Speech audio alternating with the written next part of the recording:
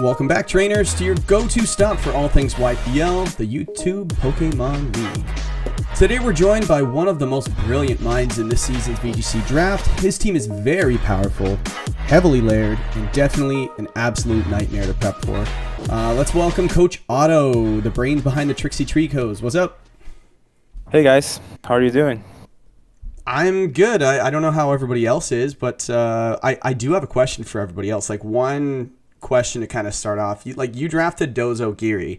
Tell me honestly, how do you sleep at night? Literally asking for everybody else.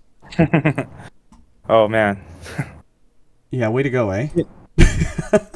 Yeah, no, I mean, I think it's a pretty strong combo, but I think it gets a bad rep and it doesn't deserve it. And I think that's what I'm trying to prove in this season. I want to play it in a way that's different and not the standard, very boring Dozogiri mode, you know?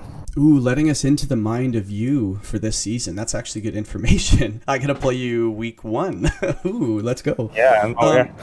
I don't think people are too worried about Dozogiri. I am more so worried about the supporting cast, which we'll get into a little bit later in this interview. But so I guess we'll just dive right in. Thanks for coming on, by the way. I know that you were a little busy this week, so another interview that was we kind of squeezed in. So thank you. But let's just start let's just address the elephant in the room. So you drafted the infamous Dozogiri Commander combo, one of the most feared engines in VGC. Like, what's your philosophy behind running that in draft? Like, you already alluded to it a little bit. Like, do you see it as like a core win con or just like a threat to kind of keep people honest? I think it's a very interesting mechanic, you know, and I'm very interested in different mechanics in a draft league. I think it's the to me it's the most fun of it. Like, I started playing draft league in Sword and Shield, so you know, with all the rock your own weakness policy thing and like, oh, I hated it. Use Airstream so that you outspeed on the next turn, or you know, Max Quake so that you can take special attacks better and so on. Like, I think because I started playing that season in that era, I should say, I think I'm very attracted to different mechanics, and like, you know, Dozogiri is a very unique mechanic in itself, and it's really hard to actually use it in draft because usually you have to really sacrifice a lot to just draft those two. Yep. And in this draft, because of, you know, the nature of it, the fact that it's no tier draft, it allowed me to actually build a Dozogiri team that I think could be really cool and work really well, you know? Yeah, and I think you mentioned that after the draft was over. I think I kind of talked to you after I sent you, like, obviously, like, threatening letter bombs and things like that. Yeah. And you just kind of went, well, I've always wanted to try it, but it's so expensive. So out of all the times to do it, this is it. And I completely agree with you. It is usually very expensive. In other leagues I've run, I just flat out ban Commander because I'm like, no, this is just, if you get it, it's just... But then there's other leagues that they just say, yeah, if you want to run it, we're just going to make it expensive as possible and use at your own risk or draft at your own risk. So yeah, I think your philosophy going into a draft and really exploiting the format or tier list is probably one of your strengths. And that's just an assessment I would have. And I think you've done a good job so far. You actually just, you're fresh, just to kind of like sidestep here. You're just fresh off of a win in the Silphco draft league, aren't you? Yes, just won that one. Yep. Yeah.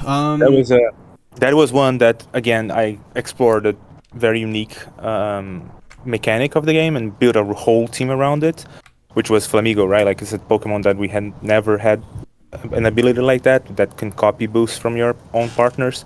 So I built a whole team around Pokemon that could get boosts so that I could bring Flamigo and just sweep. Yeah, with the you had the Archaludon, didn't you?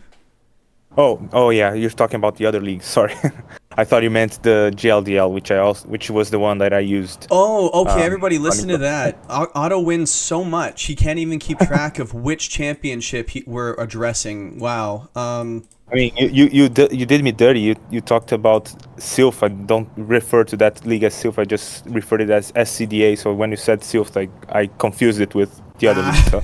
Like I said, you win so often. I just can't. What do they call it? First world problems or whatever it is, or champion problems. It's just like, oh man, I win so much. It's kind of hard to know which one we're talking. I'm just making fun of you, but you have had a lot of success in draft, and I do believe that you would probably be the favorite going into this season in my books. Hopefully you get into the swing of things week 2 after I've beaten you, so that'd be nice. But let's get back into your team. So after your draft, you grabbed Dozo Geary. You grabbed Dozo, then Geary a little bit later. I think it's pretty safe. I think you picked Tinglu in between, didn't you? Well, let me check on my, because I have a thing that tells me what I drafted when. Yeah, I don't remember if it was Tinglu second. I just remember you started grabbing pieces that just go with that really annoying core. And the Tinglu, so you added Tinglu like either next or shortly after. Yeah. One of the bulky... What's that? I think it was my third pick. Oh, okay, and then Geary, eventually you got Geary. So, let's be honest, Yondozo paired with Tinglu might be one of the most exhausting game plans ever. Like, are you aiming to kind of outlast your opponents or just tilt them into submission? Well, what a funny question. Well, I don't know, like, I'm not even sure I'm gonna run this strategy because it is powerful, but at the same time, if someone predicts you can't do anything. It's really easy to lock this out in Draft League, I believe.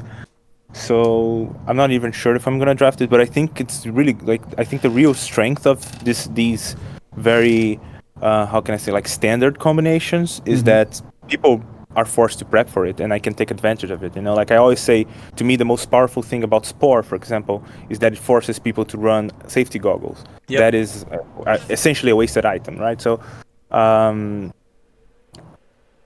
think that's the biggest strength of having like very obvious combos like that on your draft team, because you basically will force your opponent to maybe open themselves up to other stuff. Absolutely. If you zero in on a strategy that's staring them in the face, you can kind of just navigate around that, and they've exhausted all their resources to defend against something that's not even there. I think that's a really good idea. Speaking of another obvious strategy to go with your team, just when we thought it couldn't get any worse for everybody in the draft, you go and grab Glamora with the toxic debris and like the hazards. Like, how does Glamora fit into like the overall strategy of your, like, overall flow of your team strategy? I will be honest about Glamora. It was not a Pokemon that I wanted to grab. I think it's the synergy with Dondozo is very obvious, right? Like, you just poison everything and then you just keep your Dondozo alive and you're probably gonna win. Yeah. That's kind of how it works. But I wanted actually a different Pokemon for that role, which was Galarian Weezing. The reason why I didn't get it is because I want to build an entire Galarian Weezing team eventually. Like, just entire team that explores the ability, the neutralizing gas ability. Mm-hmm. So that's why I didn't get it this time. So that's why I got Glimora, because I think it's the Pokemon that kind of can do the same thing. It's just very one-dimensional in this case, but it still has the power herb set and some other fun stuff that it can do. But yeah, it was not part of the original plan. Yeah, and I think it fits really well too. And you adapting to that, you're like, oh, Glamora could fit. You see the, like you mentioned earlier, the obvious synergy with what you already had, but also the things that it isn't really known that much for. Like, if anyone's curious, just go have a look at Glamora's moveset. Like, just its available offense. Like, I think, doesn't it get Dazzling Gleam too? Yeah. Honestly, there's not a lot of poison types that get Dazzling Gleam, like fairy coverage. So that is really nice, actually. So, like, Glamora getting, like, Earth Power, which is great, Power Gem, you have the Dazzling Gleam, you have Energy Ball, things like that. So Glamora's got a really, really nice kit offensively. So if you have a really nice supporting cast for it, that's a full nother mode. And I think you got a really good partner in Talonflame as well, if people can kind of see the slideshow going through this video right now. Yeah, the priority, like, it's basically prankster, pseudo prankster with Gale Wings for only a turn or so, but it's still priority. It's a combination of pseudo prankster, but also the strongest priority move in the game, Brave Bird, right? Yep, absolutely. Like, yeah, I guess Brave Bird would be strong in the first impression. Yeah, like that. I've never even looked at it like that. The strongest priority move in the game. Yeah, that's you sacrifice your Gale Wings, but at the same time you get to go first. That might Yep. just be the difference of winning the game on turn one. But beyond like the big names that we've been talking about, like on your roster, is there like a lesser known or like underrated pick on your team that might surprise people? I think. Let me think. Because I think like Palmot is obviously the weakest mon on the team, I think, but it has a very obvious synergy with Dondozo, so I wouldn't say it's gonna surprise anyone because it's like everybody's gonna expect what it does. A mon that I don't think people, I think people sometimes underestimate is Chandelure, in my opinion. Feels like some people think it's too frail, but I don't think it's that bad. Like Oh no, it's you got know, really good defensive stats too, like in flash fire. exactly, yeah. Yeah. And like it has one immunity built in, and like with Terra you can actually have two immunities basically with the. I mean, what I mean is like you can switch off one weakness with Terra Grass and still be immune to fire. That's what I meant. No, it's a good point. So yeah, I think it's a pretty strong Pokemon, and people think, oh, it's a mid speed tier and doesn't really work as a Trick Room setter, but I think it actually is actually fine at that role too.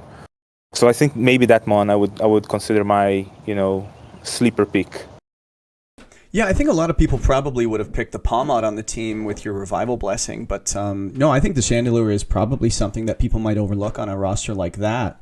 So no, that's a really good idea to bring that up so everybody else can prepare for it.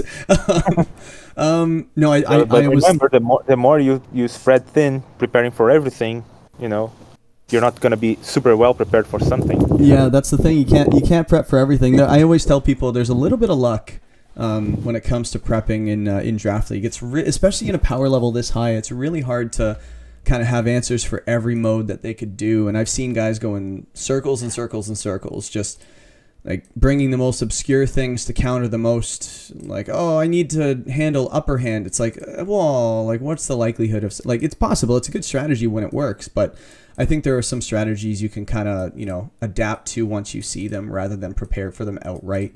But no, I think that's a good point. Like, you can't prep for everything, so just kind of hope for the best in some cases and use your VGC fundamentals to win your games, right?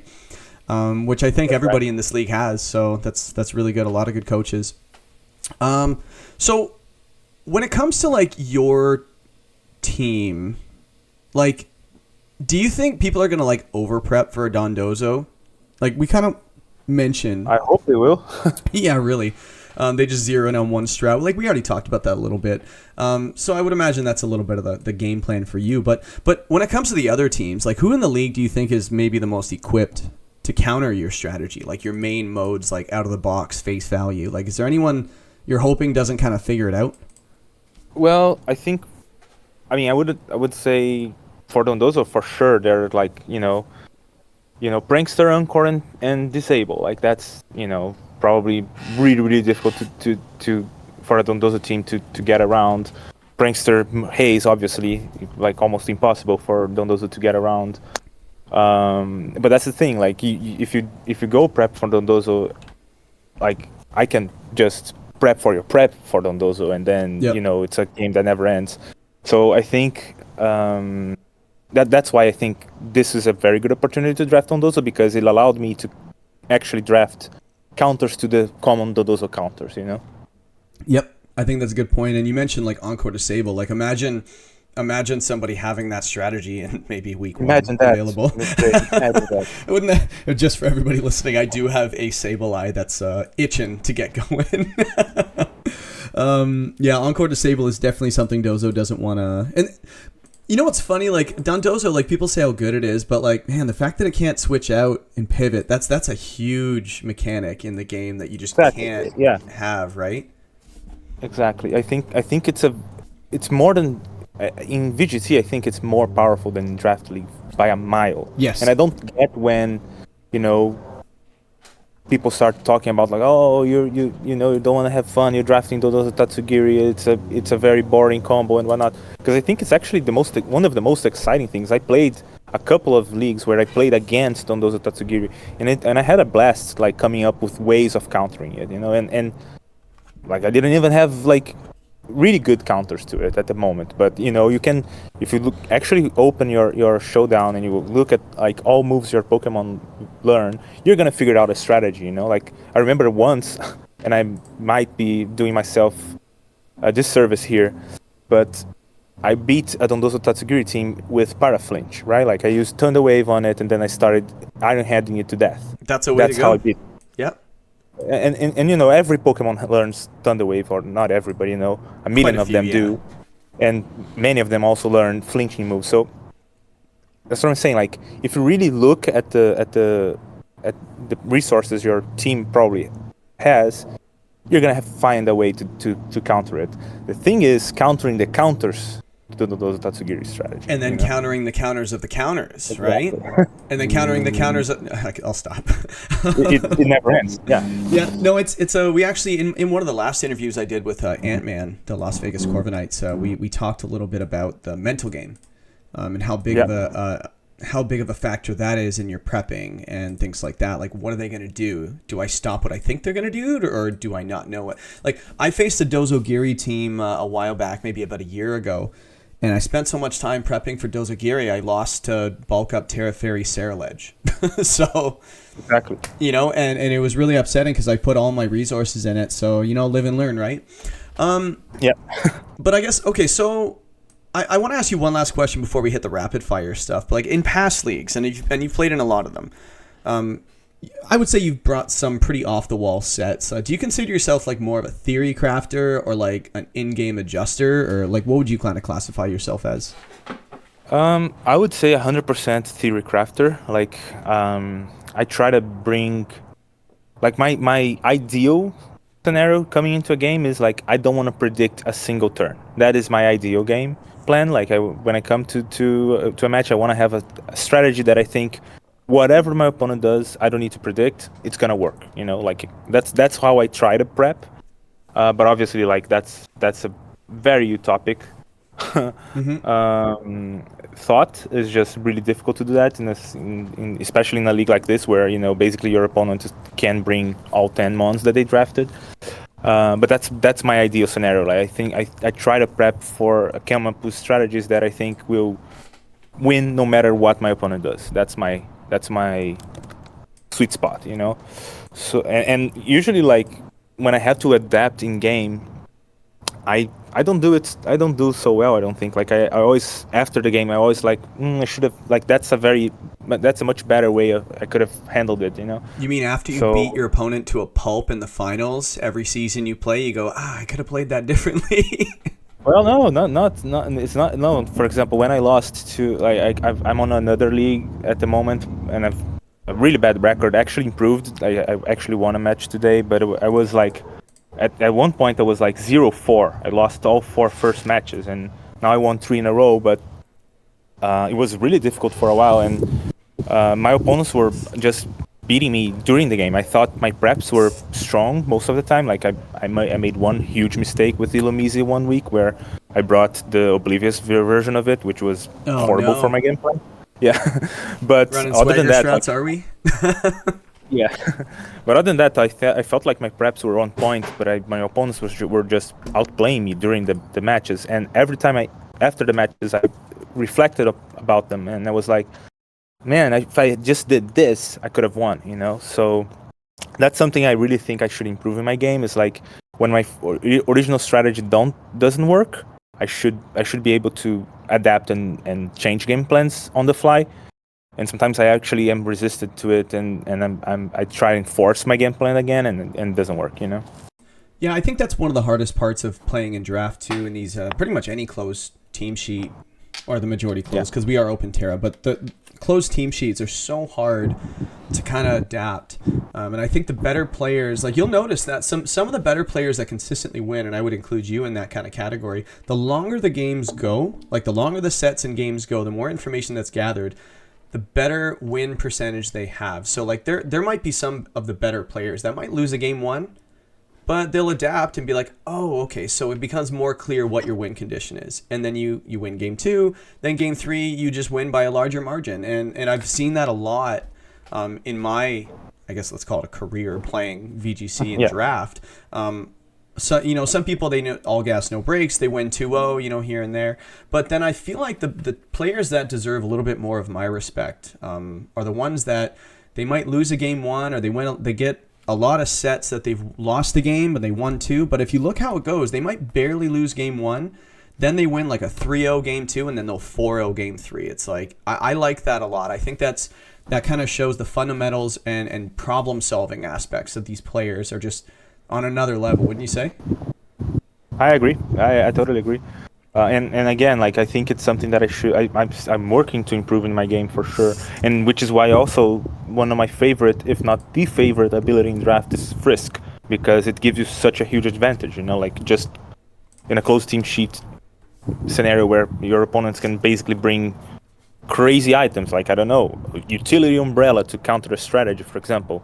Frisk just lets you know 2 of the items on turn 1 of game 1, so I think it's a very powerful ability for that reason. It just gives you information so you can adapt and have more time to adapt, Probably the most underrated ability in all of Pokemon is Frisk. Obviously not in open team cheat formats, but I'm right there with you. I 100% agree with that. Like, even in Open Terra, like, any piece of information you find out about a set, like we could probably even do like a game show. It's like, all right, Lando, I'm going to give you one thing on this set. What does it tell you? If I said it had U-turn, what's the first thing you can think of? Yeah, you're going to think it's either Choice Band or Choice Scarf. That's the... Choice Band, Choice Scarf for AV. I doubt it would have Protect. That's another thing. So just one little thing. Even a Terra type, it's like, oh, Terra Flying. Oh, probably has Terra Blast. It could be Scarf. Could be anything, right? Or even like I faced a Blastoise one time, and someone was actually a little cheeky about it. They ran Terra Water Blastoise against me, and I remember in my commentary I said, well, that's probably the Water Spout one. And after the set, I don't remember if I won or lost. I remember he said, I didn't know what to put on it, so I just put water to make you think that I was gonna go. And I went, oh, that's really cheeky. But you know what I mean? Like, people get it, right? Countering the counters and the mental game, right? People who play it, they usually do well consistently. But just to kind of move things along, I do want to get.